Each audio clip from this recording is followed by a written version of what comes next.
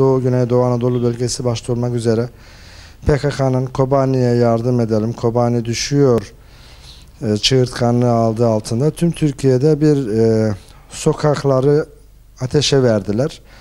Bir boy gösterisi yapmaya çalıştılar. Tabii ki bütün bunlar sadece PKK olayı, sadece IŞİD olayı ya da sadece Diyarbakır, Kobani, Suruç, Urfa üçgeniyle bakarsak çözemeyiz.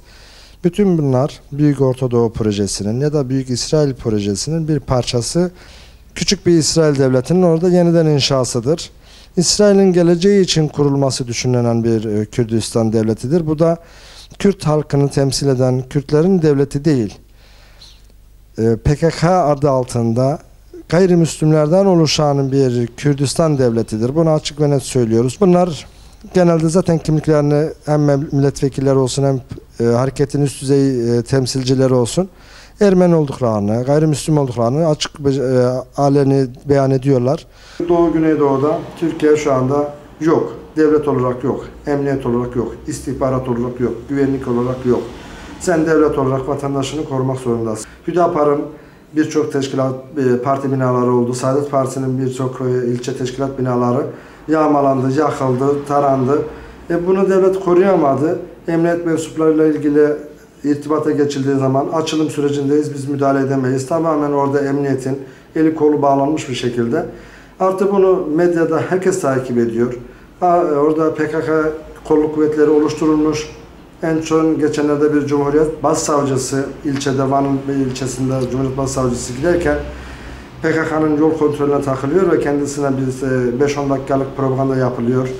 Dolayısıyla devlet olarak orayı bırakmış durumdayız. Türkiye'de Büyük İsrail Projesi'nin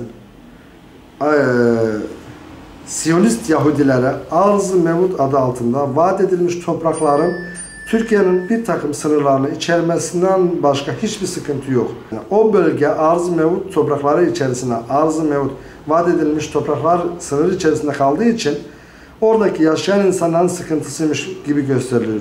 Yoksa Türkiye'de Kürt sıkıntısı olup da Türkiye'deki Kürtler istedikleri kadar ekonomik olarak özgürler, siyasi olarak özgürler. Yani istedikleri hangi noktaya ulaşamamışlar ki bir sıkıntı olsun.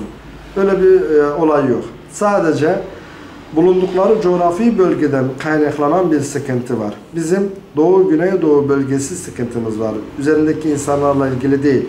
Bulunduğumuz coğrafyayla ilgili sıkıntımız var. PKK'nın herhangi bir mukaddesatla ya da maneviyatla ilgili bir derdi, bir sıkıntısı olmadığı için eğer Kürt sorunu olarak Kürtleri savunan bir insanlar olsa ki Kürt kardeşlerimiz gerçekten mukaddesata çok daha saygılı, çok daha inancına bağlı insanlar topluluğudur. Dolayısıyla insanların bilhassa Kürt vatandaşlarımızın, Kürt kardeşlerimizin yaşamış olduğu bölgelerde mukaddesata çok daha saygılı davranmaları gerekmez miydi eğer Kürt sorunu olsa da Kürtlerin halkını savunuyor olsalar idi PKK? 4-5 günlük bir süreçti. Çok mağdur olmasına rağmen Hüdaparlı kardeşlerimizin burada itidalli davranmalarını ben tebrik ediyorum. Saadet Partisi'nin bu bölgede kısmi olarak ilçe binalarını tarandı, ilçe binaları yakıldı. Onların itidaline. Tabii ki bu şunu gösterdi ki o bölgede bu bir haftalık süreçte ayaklanma sürecinde ve gösteri sürecinde hükümetin hiçbir şeye yaramadı. Hükümetin devlet olarak hiçbir şey yapmadığı anlamına geldi.